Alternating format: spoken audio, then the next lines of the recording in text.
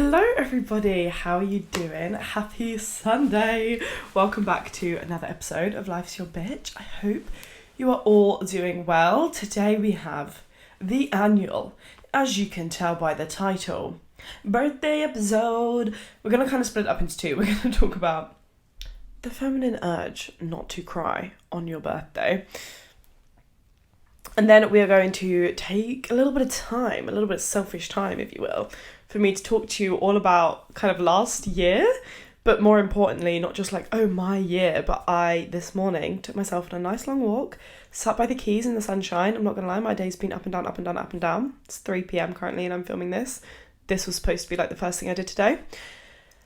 And I sat and I listened to my podcast of last year, my birthday podcast, and I kind of it was actually really, really sweet. I didn't really know what to expect. I didn't remember a whole lot of what I'd said, but it was really sweet. So I'd love to talk to you about that, if my year went according to plan, kind of my plans for next year. And I think a lot of you will be able to relate to what I'd hoped for this year or what I'd expected, and also just like a glimmer of light of just like, wow, unexpect the unexpected, because what a year. Anyway, hello, hope you're all doing well. My name is Megan if you're new here. Welcome back to Life's Your Bitch. Before we get started, three things, God, I don't have four today. 3 things we are grateful for today.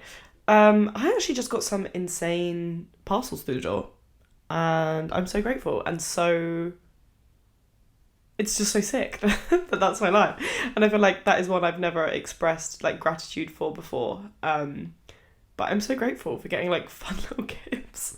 Bit of a niche one, bit of an unrelatable one, but it's just so cool. Like, I was opening a parcel and now I can kind of recognise what's from what brand. And for some reason, I'm on Giorgio Armani's PR list. I'm still waiting for the day they send me the Luminous Silk. I did fill in my shades for that a good few weeks ago. I'm hoping it comes, because that is like the one thing from Giorgio Armani that like I would love to try so much. But like, there's just 5 lip glosses and a, cheek tint. And literally like 2 days ago, I got like a liquid eyeshadow thing that's kind of going viral. So then they send everybody it to hope that they kind of like get on the trend, is kind of like what a lot of PR is for. And I was just opening it and I was like, oh, it's Giorgio Armani. And I was like, it's Giorgio Armani. Like, sorry, can we take a second, please? Do not just act like this is normal. And I'm so grateful. And I also got sent a pair of Fit Flops. Is anyone else's mum obsessed with Fit Flops? My mum is. It's like the shoe. It's like, someone's around, mum's got her Fit Flops on. But they sent me them because they're like their post-activity like recovery shoe. And I said yes, because I was like, oh, I'll give them to mum. And then I looked at what they'd sent me and I was like, actually, God, am I becoming a middle-aged woman? They're actually quite cute. They're just like a platform flip-flop almost, which like really cute with jeans in the summer, absolutely. But because they're like Fit Flop, I was like, oh God, I'll give them straight to my mum. And they're like comfort ones, so they're really like padded and cushioned, but really they just look like cute little platform flip-flops. So I'm excited about that one. I'm going to go ahead and say I'm grateful for the weather. Oh, boring, yawn. But do you know what? No, I'm going to reframe that. I'm grateful that I took myself on a walk this morning. I currently am like pre-filming these by quite a lot because I've got such a mental May that I kind of need to get ahead of myself. So it's currently April 17th. I hate to say it, marathon hasn't happened yet. But I'm in the weird slump where like it's kind of in a week. I'm so tired. I don't want to do any work. I also got my Master Botox top up yesterday. I say top up. It's the second time I've ever had it. But I got it this time last year and it's definitely worn off. And yesterday she kept telling me, you have such strong masters. I was like, I know. My teeth are ruined and my head hurts and I can tell it's gone.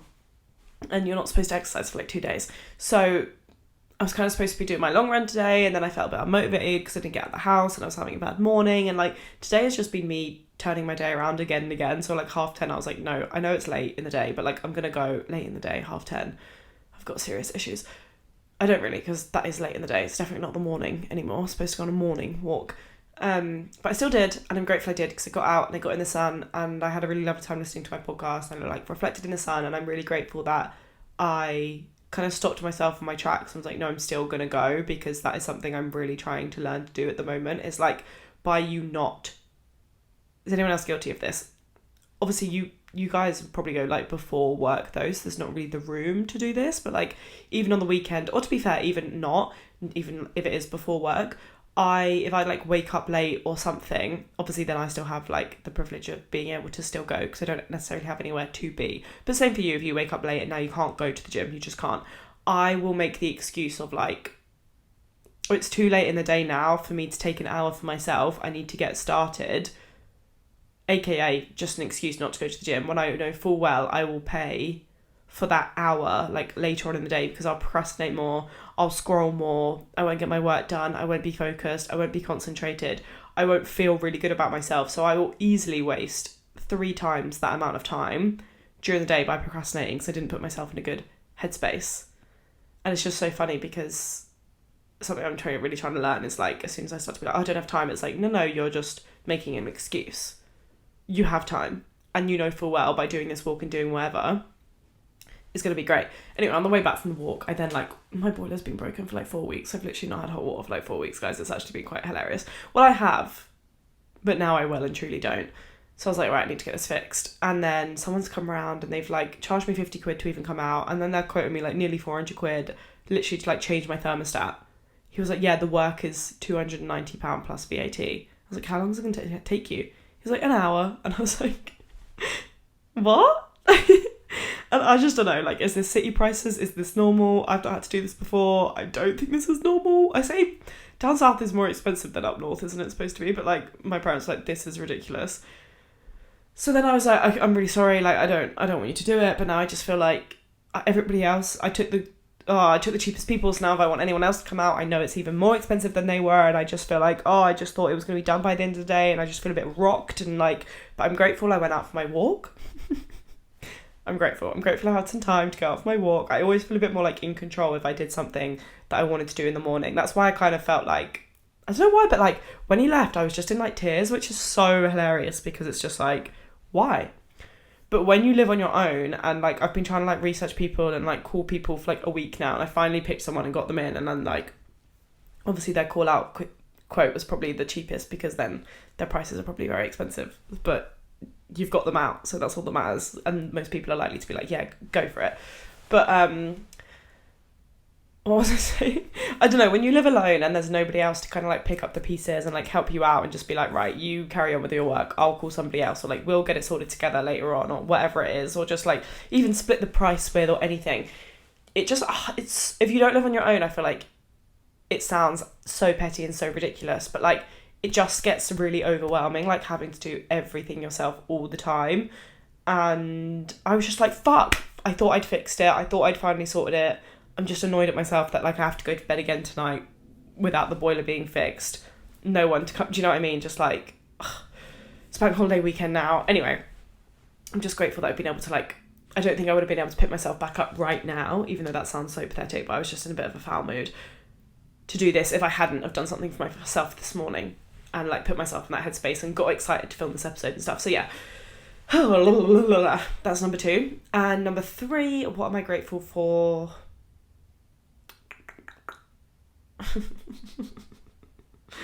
I'm grateful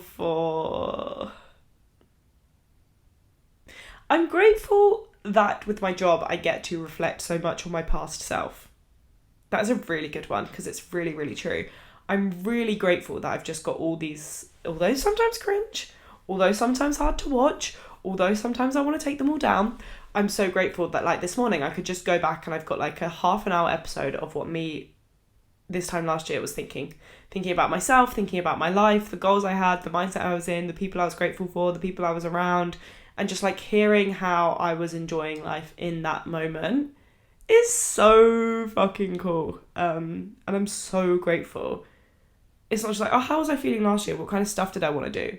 It's like, here's a whole half an hour episode on everything you're thinking, why you're thinking it, where it's come from, the people you love, this, that, and the other. Like, I don't know, I was just listening to the episode and I was like, God, I'm so grateful that I've got this. Like, this is so cool. It's not just like a letter to myself. It's not a list of goals. It's like my emotions, thoughts and feelings, excitements, goals, reflections, everything just there, ready for me to listen to whenever I want. I was like, that is so sick. I'm so grateful. So I'm really grateful for that aspect of my job. Anyway, when you're listening to this, I am 24 today. Happy birthday to me. I'm 24.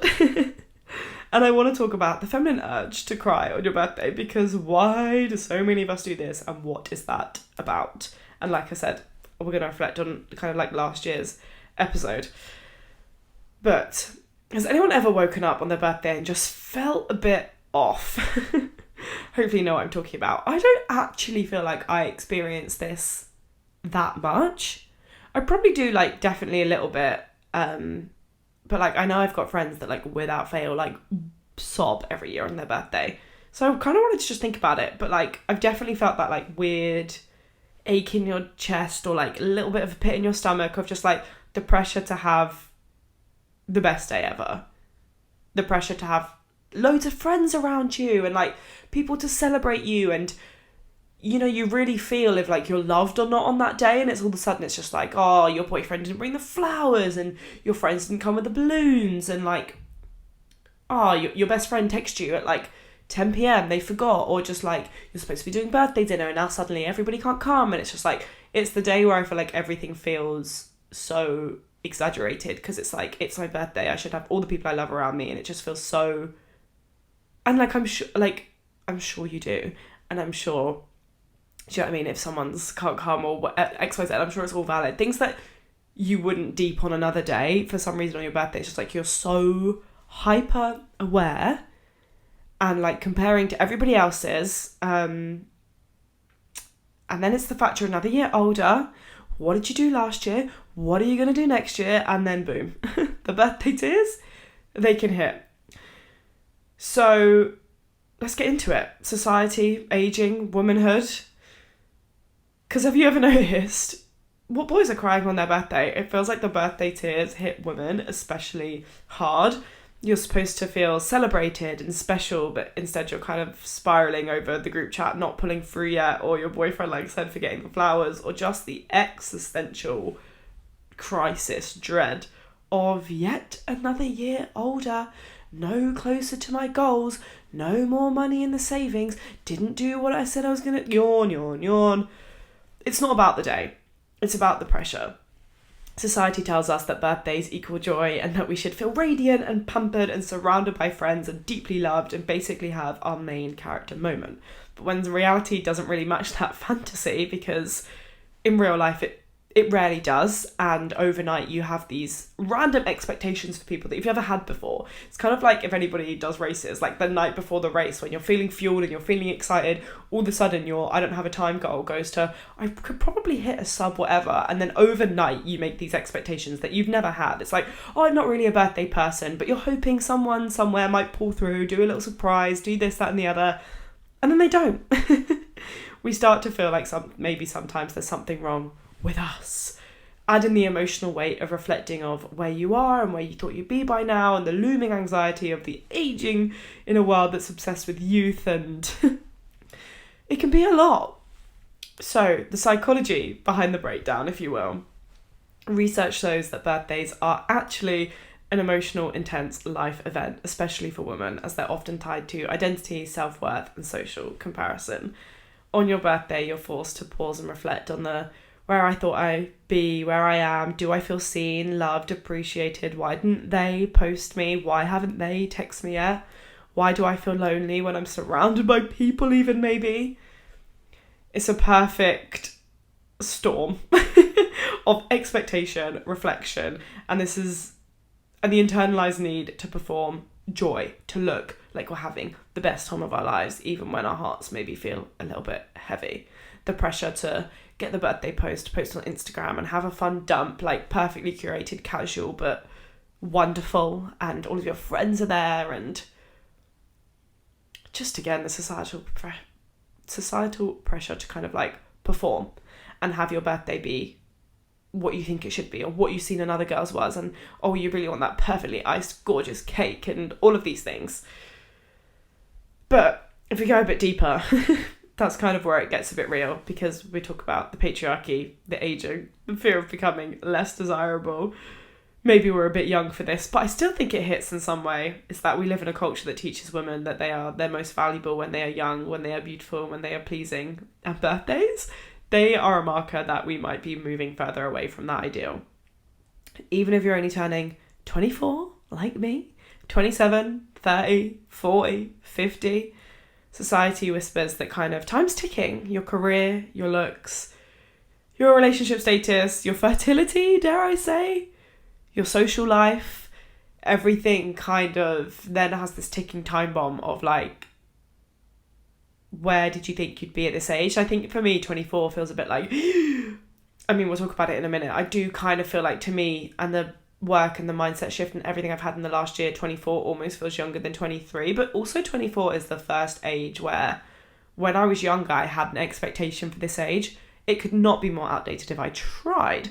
But when I was younger, just gonna have a sip of my water. 2 seconds. When I was younger, I would say I wanted kids. I would say I want to be 24 and having kids. And I giggle. Obviously, goes without freaking saying. There are some wonderful people online, old friends, people I went to school with that are 24, have kids, 2 kids, house, engaged, whatever it is. And I could not be more happy for them. That's their timeline. That is what's worked for them. That is what they want. That is what they've ended up with. And I'm sure they all love it. And obviously, no hate, no shade. Like, this is the joy of life, is that not everybody has to do everything at the same time. Could not be fucking further away from it. And obviously, I don't feel behind because I no longer want that.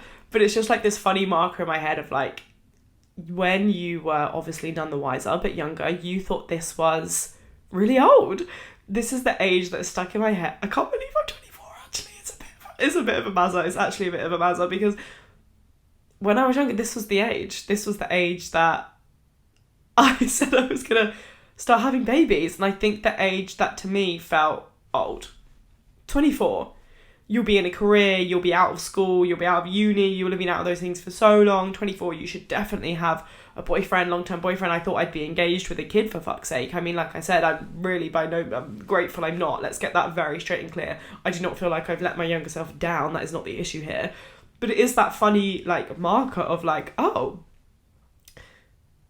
that's where I thought I'd be, aka, babe, you're getting old. You're getting old. You're not getting old, but you're getting older. Like, you really well and truly are getting older. I just don't want to sit here and say 24 sounds old because I'm so aware it's not. And every year when I listen to my podcast back, I'm like, oh my God, like, it's just every year, aren't you? Like, oh, like, this is it now. It's like, even when you're 19, you're like, oh, 19, like, no longer freshly 18. And then you're 20 and 20 feels a bit young and fun. And then you're 21, all of a sudden it's like, okay, right, in our last year of uni or leaving uni soon, or like, oh God, okay. Every year it's just like, oh, it feels old. But I don't know, I think I've got a lot of markers in my head of like, I used to always watch Rachel Leary, and Rachel Leary always used to say like 24 is going to be my really good year. And I remember like watching Rachel Leary and thinking, oh, 24, like, yeah, that should be a good year. Like, you're old. And I don't feel like that in many ways. Although, again, like, in the back of my head, I'm like, I'm a liar. It does actually feel quite old, which is why birthdays feel so scary. Because, like I said, even if you're turning 24, 27, 30, 40, society and yourself is whispering, like, time's ticking, babe. Like, this is the age where you should be getting on with your shit. But I really, like I said in the reflection, don't feel like that. But the age 24, I don't know why, just there's a lot of times I remember talking about that age or seeing other people talk about that age. Like, it's an age I've always like thought about. And also my boyfriend's like a year older than me, sorry. So like, oh yeah, if we say to him like, oh, you're 24, like, you're old, kind of taking the piss. And I'm like, oh, I'm 24.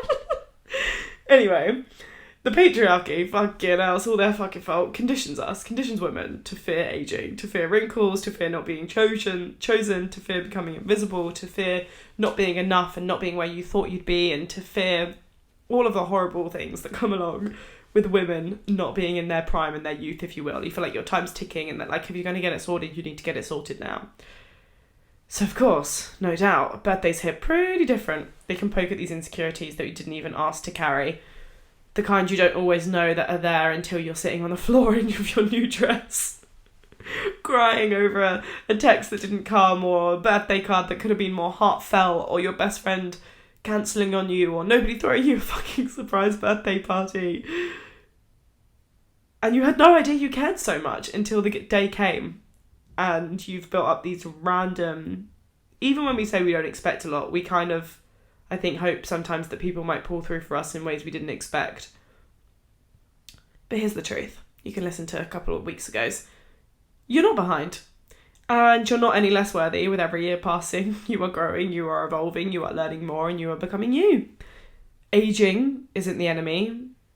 Shame is. Comparison is. That inner voice saying that you're running out of time. That is your enemy. Sorry. Your birthday doesn't have to be a performance. You don't need some big party or some perfect gift haul or 100 Instagram stories of your friends to prove that you are worth it. What you need is softness, space, people who see you, people who appreciate you, people who show up for you in whichever way they can in that moment. Not just when you're hosting a big birthday party, but when you are doing a close dinner, night round with takeaway, or when you maybe do get a little bit emotional, maybe do have a little bit of a breakdown in your kitchen. So, the next time your birthday hits and the tears come, just know you're not alone and you're not dramatic and you're not broken. Birthdays are such an event. And you're just human and you're a woman navigating life and the beautiful, messy tension of aging and societal pressures and all of these horrible things. So, reminder to let your birthday be soft and let it be yours, not a photo shoot, not a checklist, just a moment where you get your life, where you get to celebrate your life and celebrate the fact that you're here and you're growing and you're becoming. Now on to how my 24th year was. Because I'm going on to my 25th. I'm going on to my 25th year, which is insane. Yeah, that one's actually insane, but we don't have to talk about the number 25 yet. I'm not doing that one.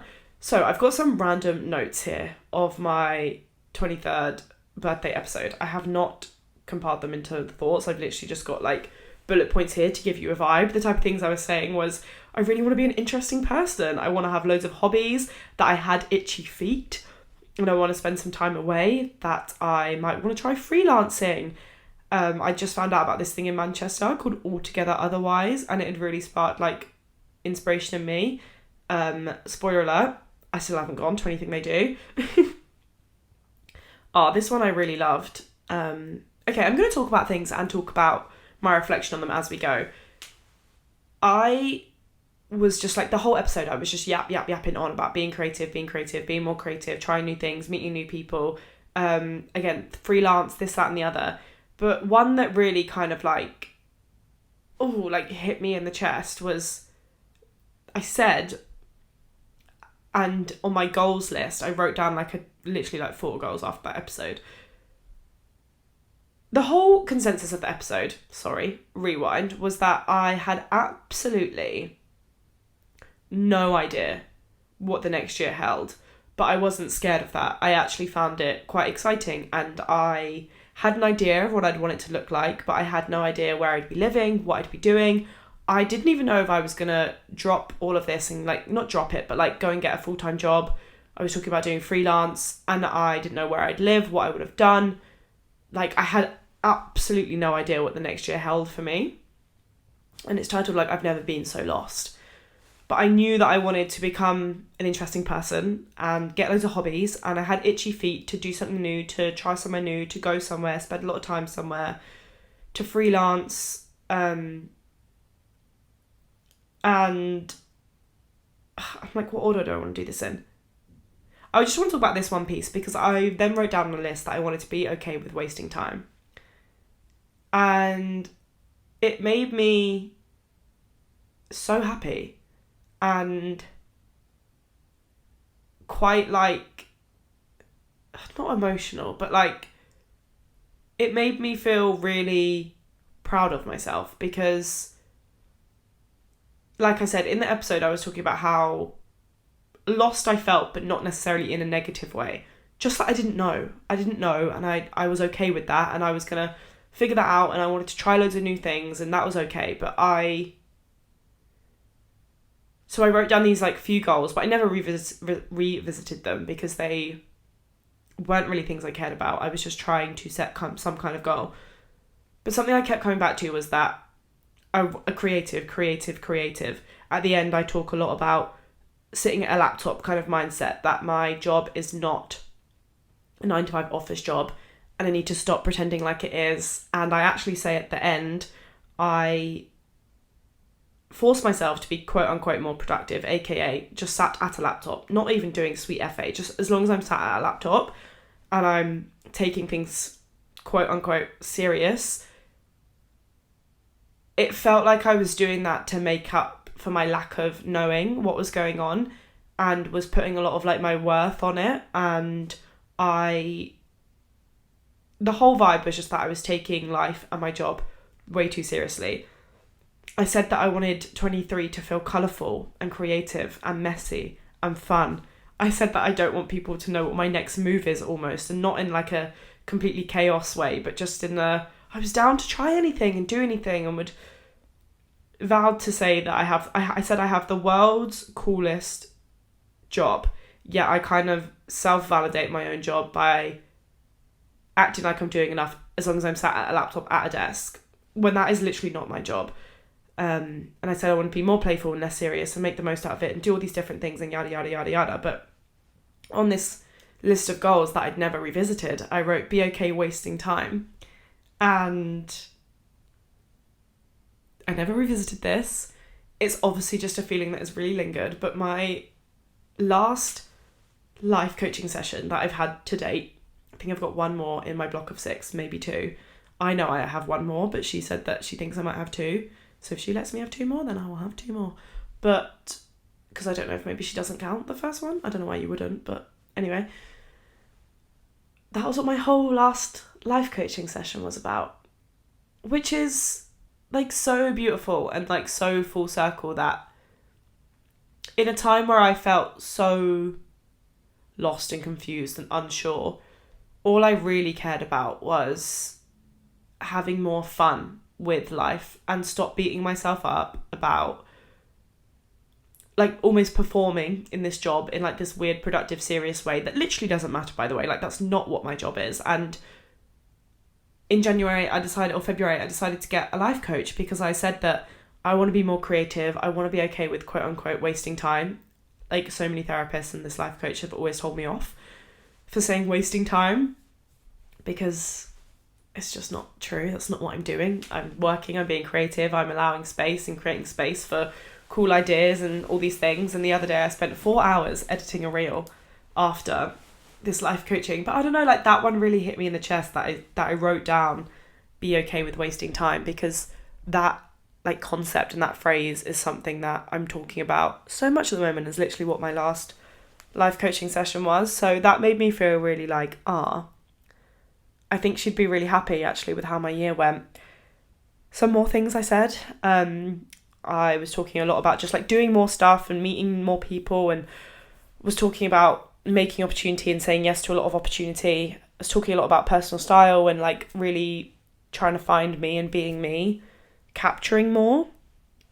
She'd be a bit let down there because I was like, I really want a digicam and a film cam, and I just want to like get back into all of that, and I haven't bought myself either of those things, which is a little bit like annoying, because I've definitely spent a lot of money throughout the year, and I think I'm quite bad sometimes with like actually prioritizing my money, and I will spend it on like random stuff. Like when I was redoing The Office, it feels like a no-brainer to like buy a walking pad because that's like for my work and it's at my desk and that's really fun.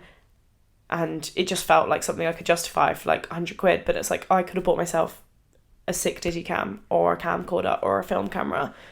But because again, it's this like creative endeavour, it feels really indulgent or like unnecessary. So I'm just really kind of like proud and happy with myself that I actually in the last like 3 months have been doing a lot of work to break down those walls that I built so rigidly and like so solid. I'm really glad that I'm really starting to like break through on that, which gives me a really lovely feeling for 24. But I said be more like Gabby, and I was talking a lot about Gabby, and I was talking a lot about like what Gabby was doing at that time, and that I really wanted her to start doing style bundles. And since I have convinced her to start doing style bundles, and she's done Me Too, if you watch my YouTube you'll know all about this, she's done Me Too, and she's done like 3 about other people. She's currently working on like 3 more, I think. So like that was really even cool to listen to again. Like, it made me really grateful that I could go back and be like, oh my god, Gabby, like we were talking about these things this time last year, like, look what we've done. I kept saying messy, young, wild, free. And this one made me laugh. You don't know my next move. So let's talk a little bit about what I have done in the last year of me saying I've got no idea where I'll end up living, no idea what I'll end up, like what I will have done, what the year looks like, who I'll be living with. I was talking about, you'll never know my next move. I filmed that on the 6th of May. This is hilarious. And obviously there's a lot of like privilege that like goes into this, and like I'm so lucky and so grateful. But like I always knew that my parents had like a bit of money to help us buy our first place. And on the like 30th of May, I got an offer accepted on the flat that I'm currently living in. I remember doing it and saying to my mum and dad, 3 weeks ago, I said I want this year to be like curated chaos, that I have no idea what it holds, and that I just want to like say yes to opportunity and like do things, and that I had no idea where I'd be living. And that was the one thing that was kind of stressing me out, because my last place was an absolute fortune to rent, and it was kind of putting me in the gutter.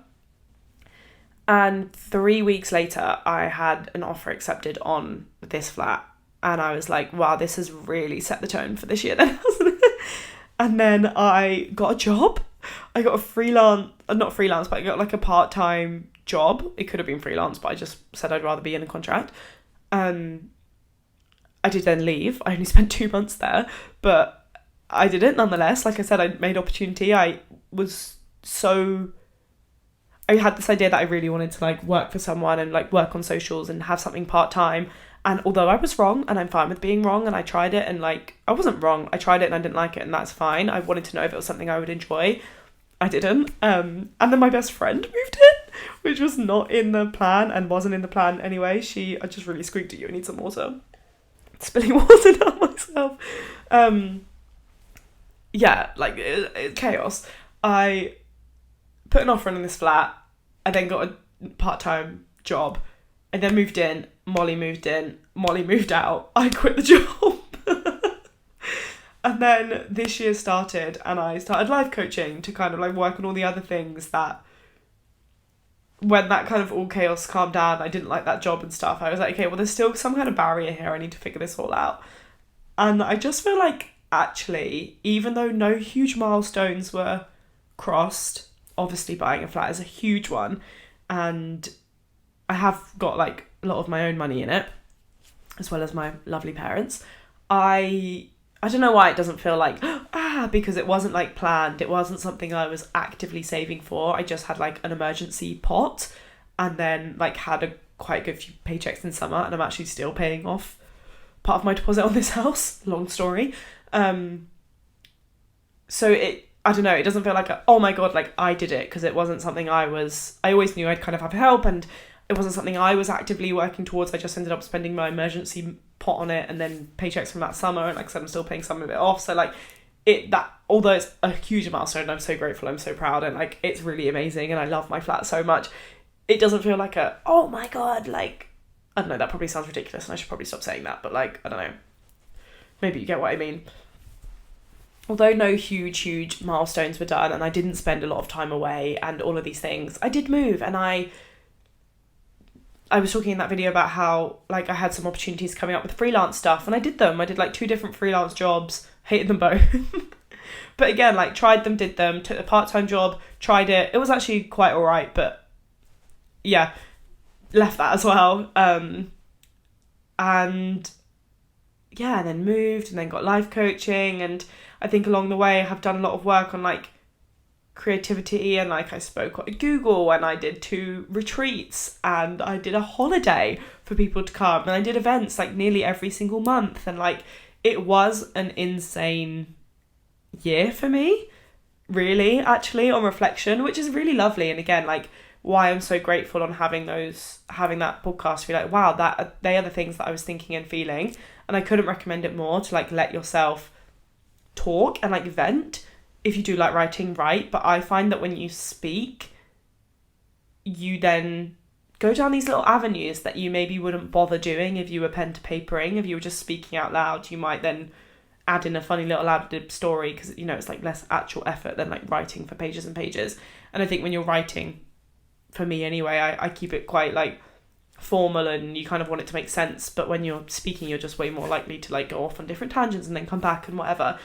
And I think if I didn't have that to reflect on, and I also think the like New Year goal setting and like intention vibes for like an age are very different, because I think when you do New Year's you do talk about like kind of like SMART goals. It's like, what are you going to achieve, what milestones are you going to hit, what are you going to do here, how much money are you going to earn, no career, blah, blah, blah, blah. But when I kind of think about like birthday intention setting goals, like not goal setting, but just kind of like thinking about the year ahead, it feels much softer. So I could easily look back and be like, oh, nothing really happened that year. Like, yeah, I bought a house and I moved. That was really, really cool. But like, that was kind of it. But hearing me, myself, talk about things that were really important to me and things I wanted to focus on and how I wanted to feel, hearing that as well, not pen to paper, hearing me so passionately be like, I just really want to get creative again, and I'm so sick of taking my life so seriously, and I just want to be able to do fun things, and I want to try opportunities that come my way, and I really, really meant what I was saying.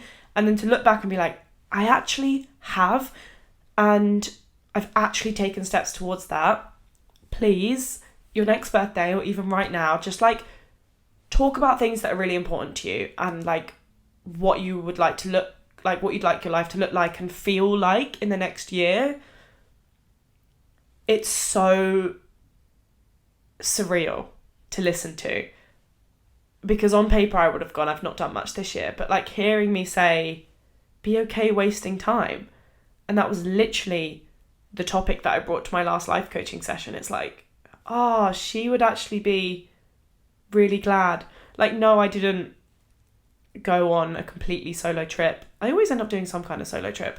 I did go to Croatia solo, which was so fun, but it's like a group trip. But I really want to do like a solo trip. I didn't do that. I didn't spend a lot of time away. I didn't do loads of traveling.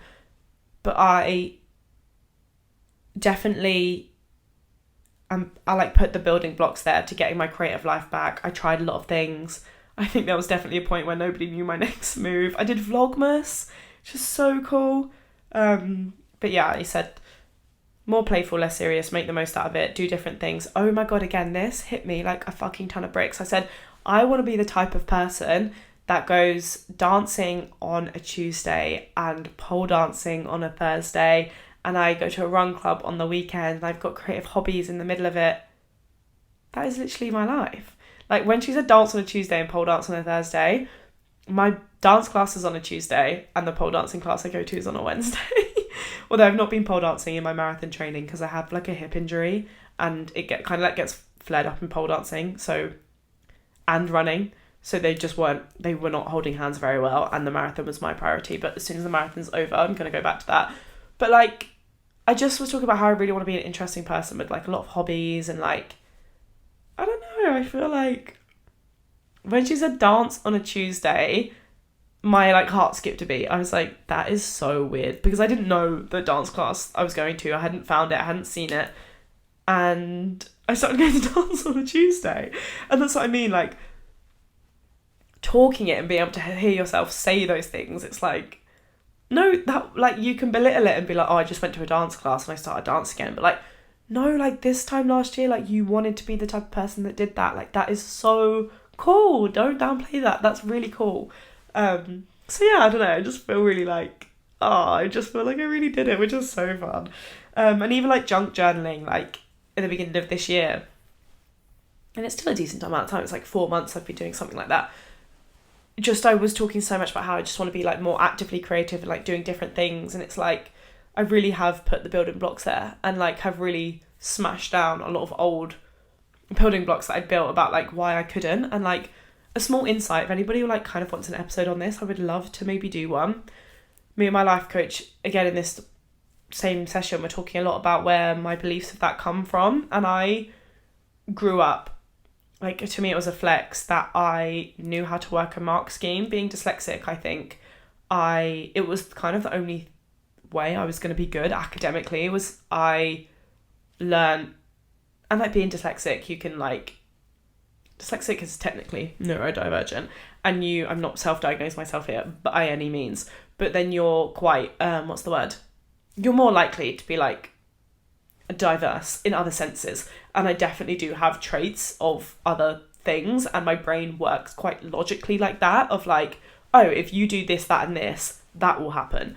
And that is then the way I went through my academic life, of like, I thought it was such a flex, but actually it's quite like self-deprecating, was like, I'm not clever, I'm not creative, I'm not academic, I just know how to work a mark scheme. And it did me well. I did really well throughout school, really well. And then I got a first class degree. And it's like, at some point there, you have to give yourself some credit, because, like I said, it's also not true. Like, you are clever. It's just in a different way.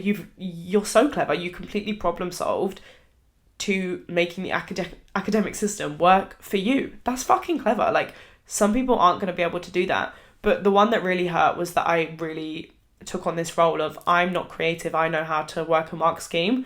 That's why I got full marks in GCSE art and an A in A-level art and a first class degree in an arts university. It's like, babe, at some point you need to take back this identity of, I am creative. Yes, I know how to work a mark scheme, but my like catchphrase was that, like, I'm not creative, the creative work doesn't matter, you just need to know how to talk about it. Which is true, but like, this idea of like the creative work doesn't matter isn't. And now I'm not in a space where there is a mark scheme. There is no fucking mark scheme right now, which is why I think for so long I obsessed over the laptop business side of things and the follower side of things, because I wanted the validation of the creative work doesn't matter as long as kind of like you're bringing in the followers or like you're doing enough laptop work. But that quite simply is not true anymore, and why I haven't been progressing, because I'm not fucking seeing the value in the creative side of things, when that my job is content creator. The only aspect of my job really is to be creative and to create. I have management. I don't even need to be on my laptop. I don't need to be doing any admin really. I mean, that's not completely true, but like hardly any. I'm not negotiating anything. I maybe talk to a couple of different brands on gifted bases and like random people that I might want to talk to, and it's really not a big deal. So I'm just, knocking down all of those walls, I feel like has just really been a big part of the life that I wanted to live when I was that back then. Anyway, it's really funny because in the podcast last year, I said I wanted to embrace the next year, last year that's just gone, of not knowing, because next year I might know exactly what I want to do and exactly what my goals are. And it's quite funny because she was somewhat right. I went into the 23 podcast. I remember the feeling. I went into it not knowing what was to come, not knowing what I wanted, not knowing what I wanted to happen. And I've been thinking about it a lot this year as things have unfolded. Like I said, as soon as I kind of put the offer in on this place, I was like, wow, she really meant that she had no idea. She would be baffled. And then Molly moved in, and then I got a job. I was like, well, yeah, she she got what she wished for. That's all right. And while I don't know exactly what the next year holds and exactly what it's going to look like, I know what I want it to feel like and what I want it to somewhat look like. And a couple of things that I'd like to do. I want to travel more. For sure, I want to travel more. I talk a lot about the year of 21. When I'm saying these things, I mean the age of being 21.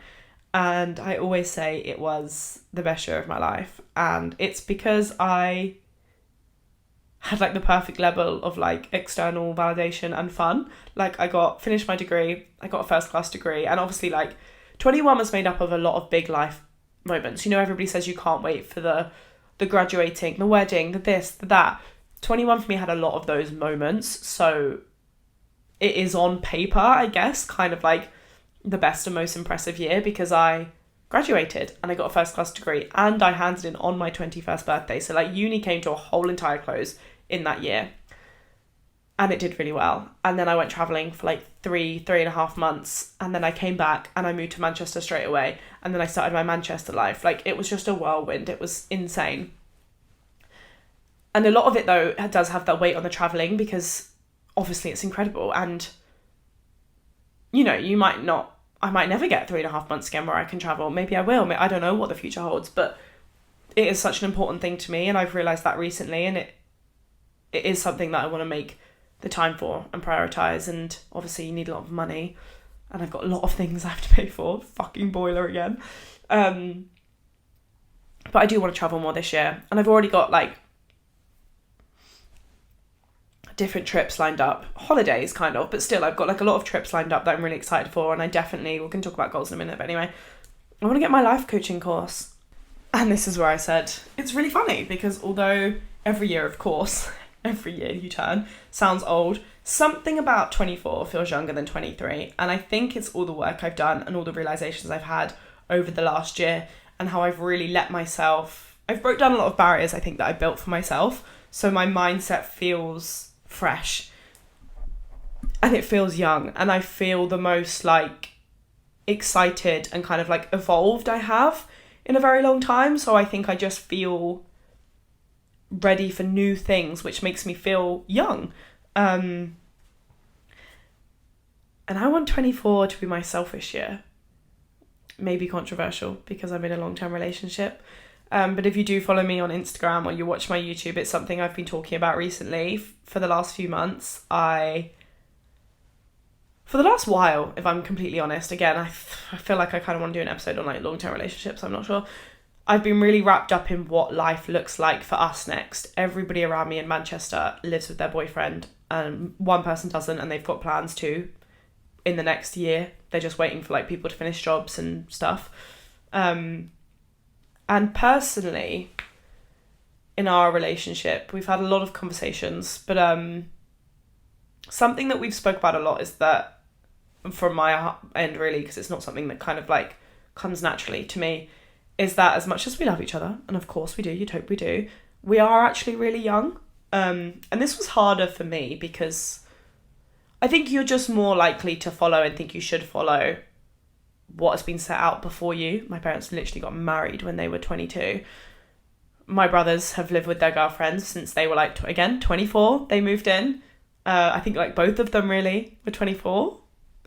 So again, I'm getting to that age now where I have watched people at this age do things that I'm not doing yet, but I've actually never felt, I think, more comfortable in it. And this, like I said, was a harder kind of like realization and conversation for me because that's not what I've watched other people do. But that, I think that makes it all the more important. And this episode is not about my relationship at all whatsoever. But I have been thinking about it a lot recently, and obviously it has a big impact on me and what I do with my life somewhat. And I am the type of person that I want to be in a relationship. Sorry, I'm just trying to read my notes. I'm like, what am I saying here? I want to be in a relationship and I want to be moving forward with my life at this age and our life. But I don't know, maybe I'll make a whole episode on it if anybody expresses interest on things that I've said, but things that I've realised recently in a long-term relationship. What am I even trying to say here? I like can't read my notes properly and I'm scared that I'm like tripping up and making my relationship sound like a bad thing.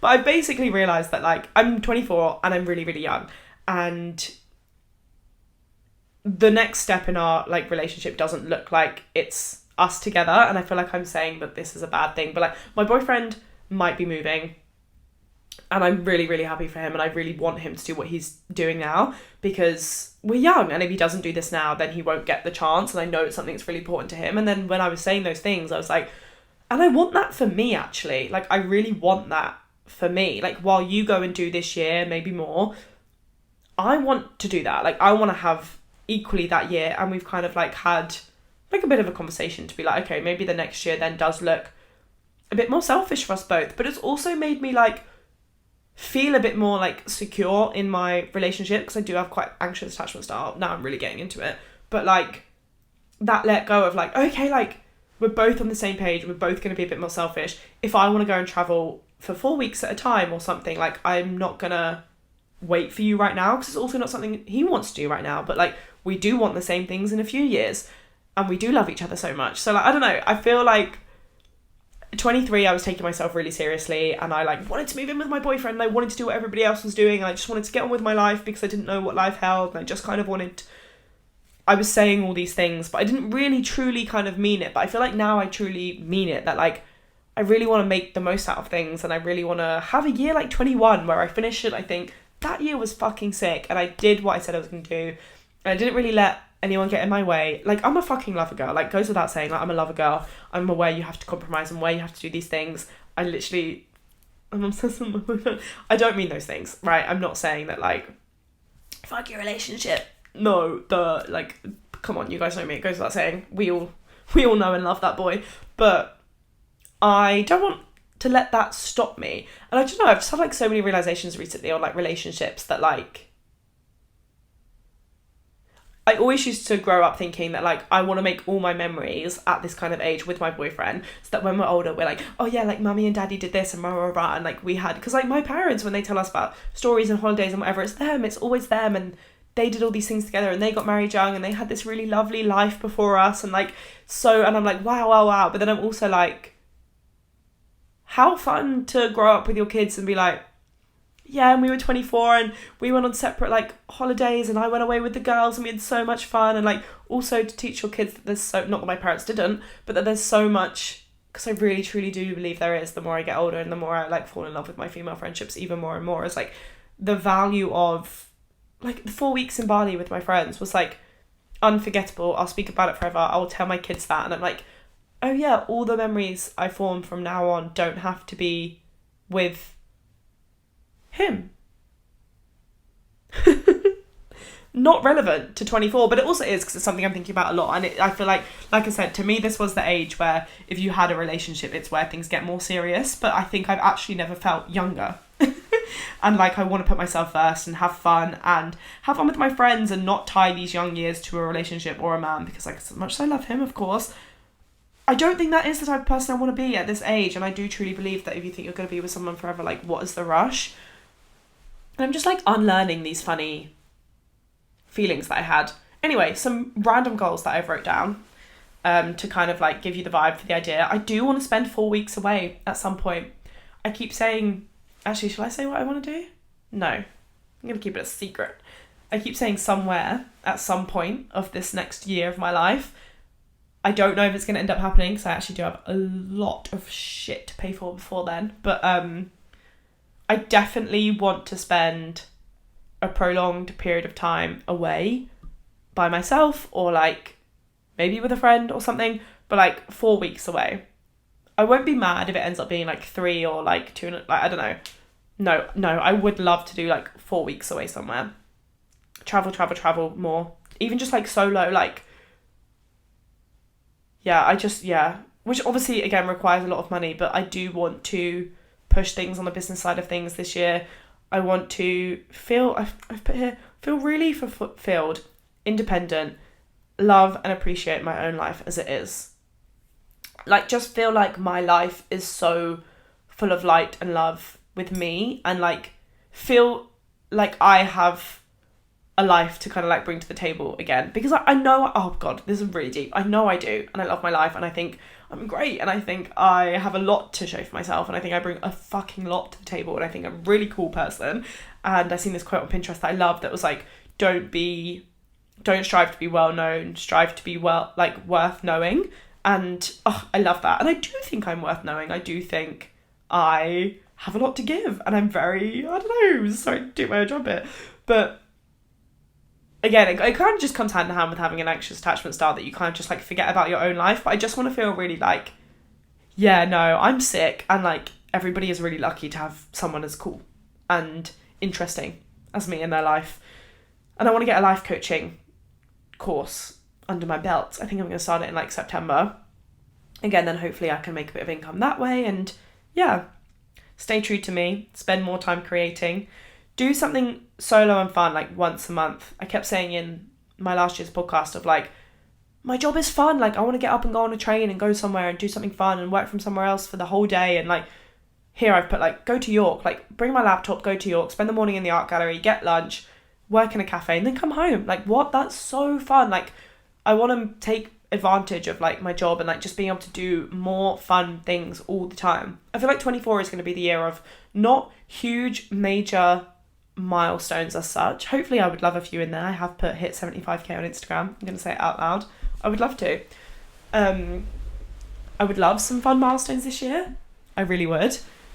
And I feel like I'm finally kind of, like, in the mindset and doing all the work and realizations definitely to get myself there. But I also love the idea of just, like, 24 being the year where every day and every month and every week is pretty cool, because I go out of my way to make sure it is, and to make the most. Like, I'm in such an unbelievably privileged, grateful position where, like, my job is so cool and I can have so much fun with it, and it might not always be like that. So I want to stop fucking taking myself so seriously. And I think hearing myself say that last year as well, although I definitely have put the building blocks in place to now actually live like that, hearing myself say it last year is like, okay, we need to take this seriously then, because you have been feeling like this for a while, and you're lucky that you've lasted another year then having a job like this. So yeah, I don't know. I really thought this episode was going to be like half an hour. So I'm not going to apologise, because I'm sure you have had a great time. I'm going to assume you have. Love you a lot. I hope you've enjoyed. I feel like it might have been a bit selfish episode, but I don't know, maybe you enjoy hearing about it. Love you loads, and I will see you next week. Happy birthday to me. Love you guys.